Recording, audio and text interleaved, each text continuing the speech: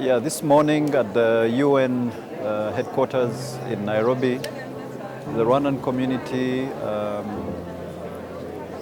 met with the rest of the international community, members of the diplomatic corps. We had an event hosted by UNON in conjunction with the Rwanda High Commissioner.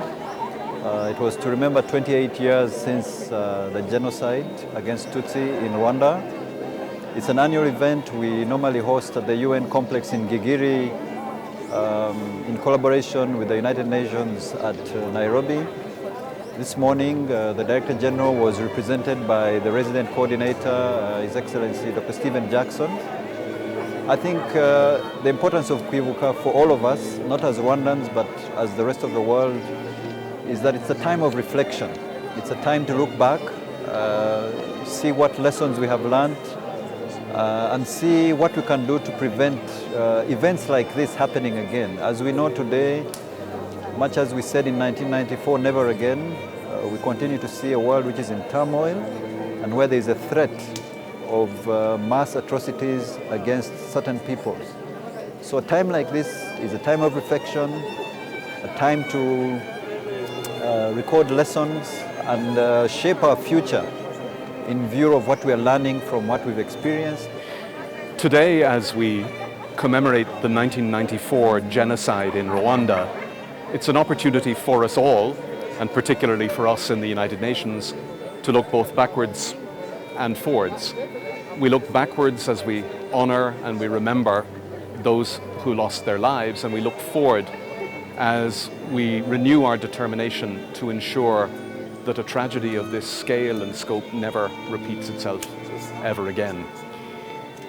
I have to say, at a personal level, it was a particularly emotional commemoration for me. As a young man very near the start of my career, I worked and directed humanitarian operations for a small Irish non-governmental organization in southwestern Rwanda as the genocide was ongoing. And as I said today, I can close my eyes right now and bring straight to mind the images and the sounds and the realities of the horrific killing that took place in 1994, and it burned in me a resolution to do my small bit to try to make sure that this never happens again, and it's a big part of why I work for the United Nations. But sadly, we are in a world where these horrors do repeat, still repeat.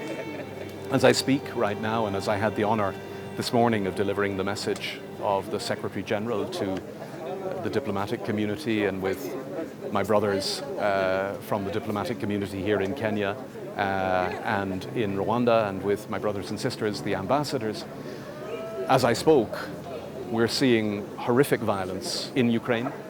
We're seeing renewed conflict across parts of Africa and in the Middle East.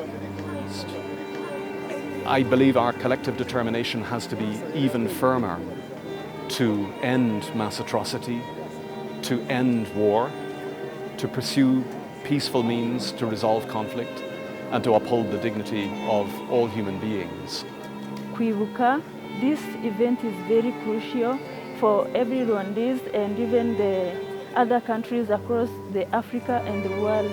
It reminds us that we should unite, we should love one another despite of the racial differences, gender differences, or anything that may cause disunity and hate.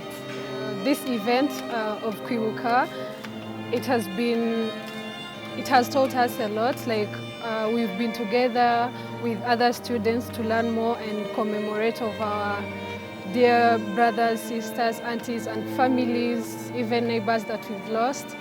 And so it is teaching us that we have to unite despite of what happened to us. We have to come together to rebuild ourselves again.